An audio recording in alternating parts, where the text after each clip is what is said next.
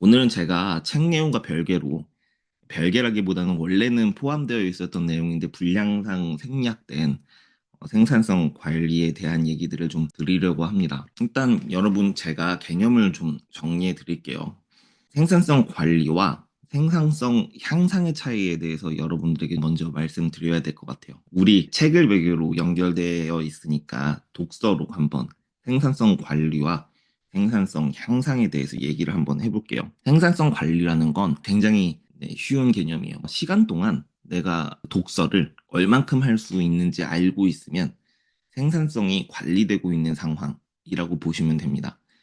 쉽게 한번 얘기해 볼게요. 제가 그 리드 앤 리드 필사 독서 하는 매뉴얼에서도 강조해서 써놓은 게 뭐냐면 하루 중 내가 8시면 8시, 9시면 9시 이렇게 독서할 시간을 정해 놓는 것보다 내가 독서에 투자할 시간을 정하는 게 훨씬 중요하다 그랬어요. 네. 시간이 날 때마다 틈틈이 30분이면 30분, 1시간이면 1시간 그 일정량의 시간을 계속 투자하는 게 훨씬 더 습관으로 체화시키기 쉬운 방법이라 그랬어요. 왜냐하면 현대인, 여기 참여하고 계신 여러분들 모두 동의하시겠지만 시간을 고정값으로 두고 그 시간에 뭔가를 하기가 쉽지 않아요. 그리고 계획을 세워서 계획을 못 지키게 되면 내 자존감이 떨어지는 1등 공신이기도 하고요. 그런 식으로 계획을 세우면 마치 초등학생이 방학 때 생활계획표 짜는 것처럼 우리 그거 다 못 지켰잖아요. 여태까지 계속. 또 그런 방식으로 계획을 세워서 자기 자신을 괜히 힘들게 할 필요 없다는 얘기예요. 그러니까 시간을 정해두고 하루에 30분이면 30분만 책 읽어야지. 1시간이면 1시간 동안 책 읽어야지. 이게 훨씬 더 건강한 마음가짐이고 습관으로 만들기 훨씬 더 쉬운 태도입니다. 그렇게 되면 여러분 30분 동안 내가 책을 몇 쪽 읽을 수 있는 사람인지 알게 되잖아요. 너무 자연스럽게. 내가 그 30분만 책을 읽기로 했을 때 이 모두의 사업 기준으로 450쪽 분량의 책을 30분 동안 읽고 경영 관련된 실용서적인데 내가 만약에 50쪽을 30분 만에 읽었다. 이 사람마다 난이도는 상이하겠죠.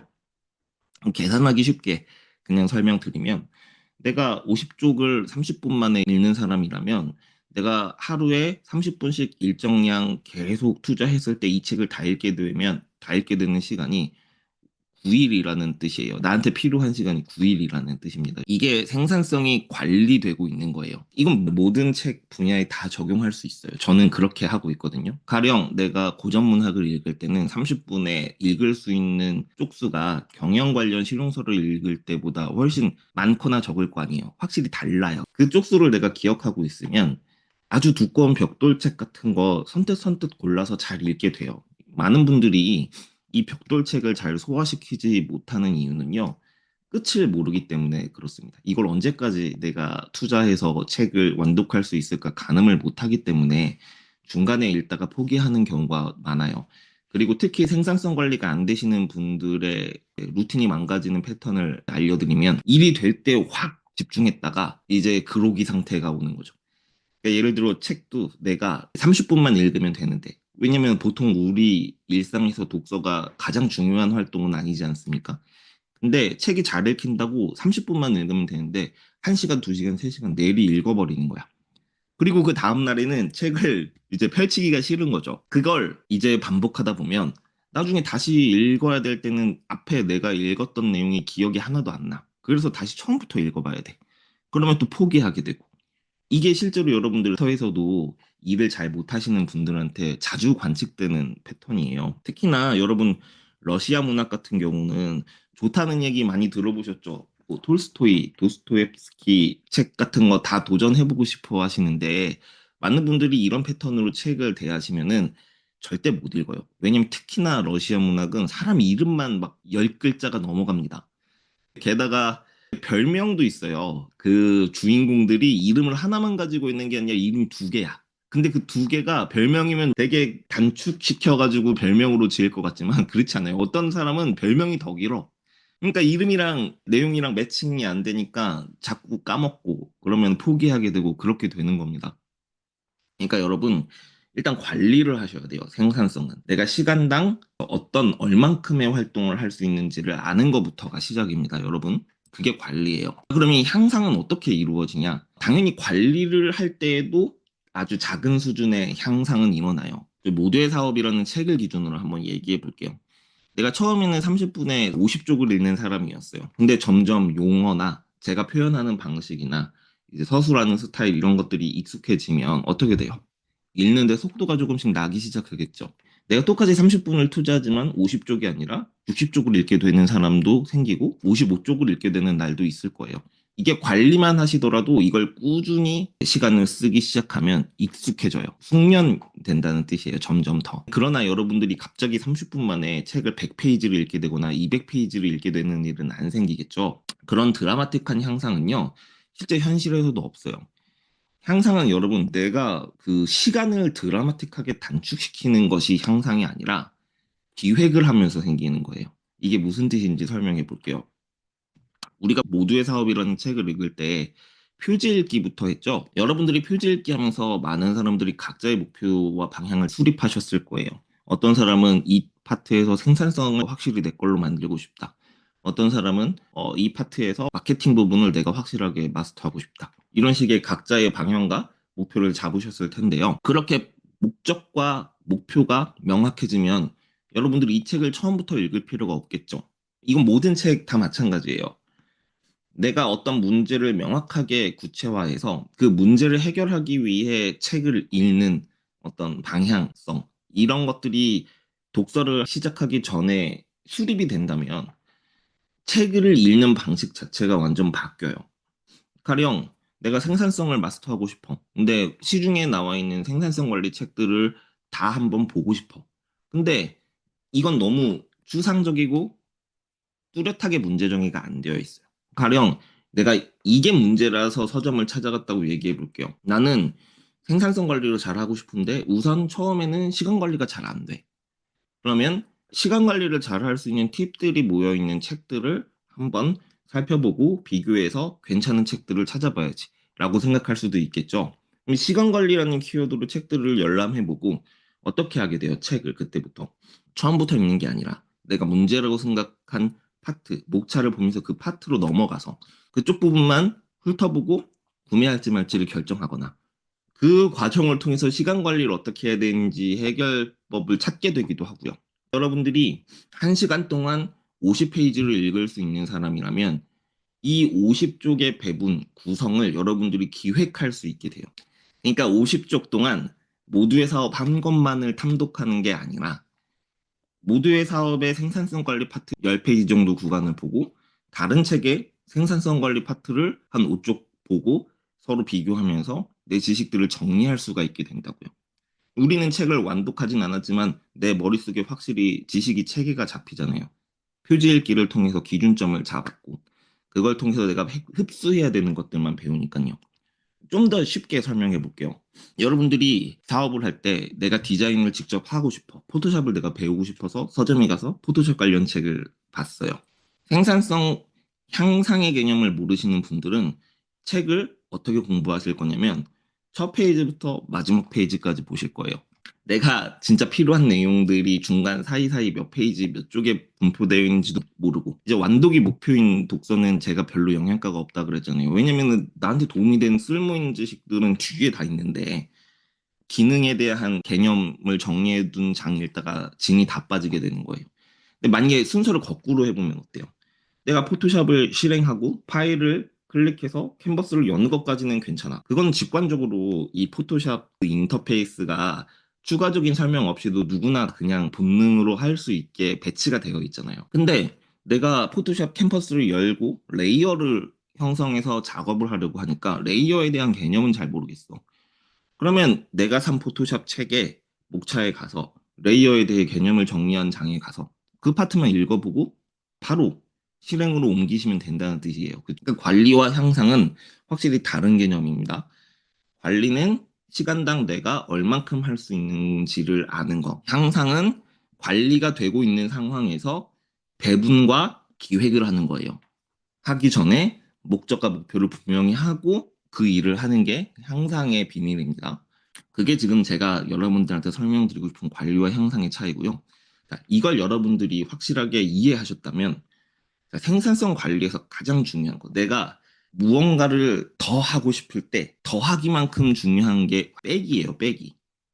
그러니까 내 하루 일과를 쭉 시계열로 나열했을 때 나는 시간은 무한대로 쓸 수 있는 사람이 아니에요. 시간은 24시간 공평하게 주어지잖아요. 그때 나는 하고 싶은 건 엄청 많은데 내가 그것을 밀어 넣을 수 있는 시간 틈이 없으면 할 수가 없어요. 그건 여러분들이 무능하거나 게을러서 못하는 게 아니고요. 시간이 없어서 못하는 거예요. 그러니까 내가 어떤 일을 새롭게 더 하고 싶으면 내가 하루 동안 지금 하고 있는 일들, 활동들을 쭉 나래비를 펼쳐보시고 그 중에서 우선순위 떨어지는 일들 혹은 별로 효과를 얻지 못하고 있는 일들을 일단 먼저 빼시는 것부터 하셔야 돼요. 빼시는 거. 그래서 내가 넣을 수 있는 시간을 확보해야 되는 겁니다. 이게 되려면 여러분들 생산성 관리가 되고 계셔야 돼요. 내가 시간 단위로 어떤 일을 하고 있는지를 다 알고 있어야 되고요. 그 일들이 실제 내 삶에 어떻게 반영되고 있는지, 내 삶에 어떤 변화를 만들어내고 있는지를 파악하고 계셔야 돼요.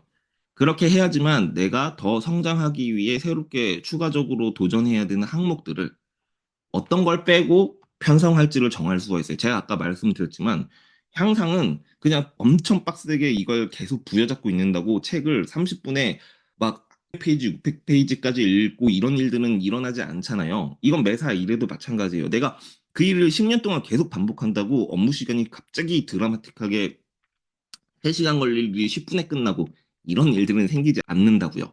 그러니까 여러분들 뺄 걸 정하고 더 할 걸 더 하는 거. 이게 굉장히 중요한 겁니다. 두 번째로 여러분들한테 알려드리고 싶은 팁이에요. 세 번째는요, 우리가 생산성 관리를 할 때 여러분들이 항상 어떤 핑계 뒤에 숨냐면요. 내가 지금 성과를 내기 위해선 내가 잘하는 일을 더 잘하는데 시간을 많이 써야 돼. 라고 얘기하시는 분들이 많아요. 틀린 말은 아닙니다. 근데 이런 얘기를 하면서 내가 이제 해왔던 일을 더 잘하기 위한 노력은 하지 않고 해왔던 일을 해왔던 방식으로만 하고 있으면 그거는 핑계 뒤에 숨는 거예요. 내가 새로운 도전, 그리고 그 도전을 통해서 내가 의도한 결과가 나오지 않으면요. 몇 차례 시행착오를 연속적으로 경험했을 때 그걸 실패라고 규정하는 사람들이 많거든요. 근데 그건 실패가 아니라 사실은 과정이에요. 내가 이것을 실패라고 규정하면 사람들이 이제 어디에 천착하기 시작하냐면 내가 그래도 원래 해왔고 그걸로 성과를 내왔던 일로 이제 매몰되게 돼요. 이건 몰입이 아니에요. 도망치는 거죠. 왜냐면 그거는 내가 지금도 잘하는 일이고 그걸 하면 내가 성과를 낼 수 있으니까 그냥 그것만 잡고 있는 거예요.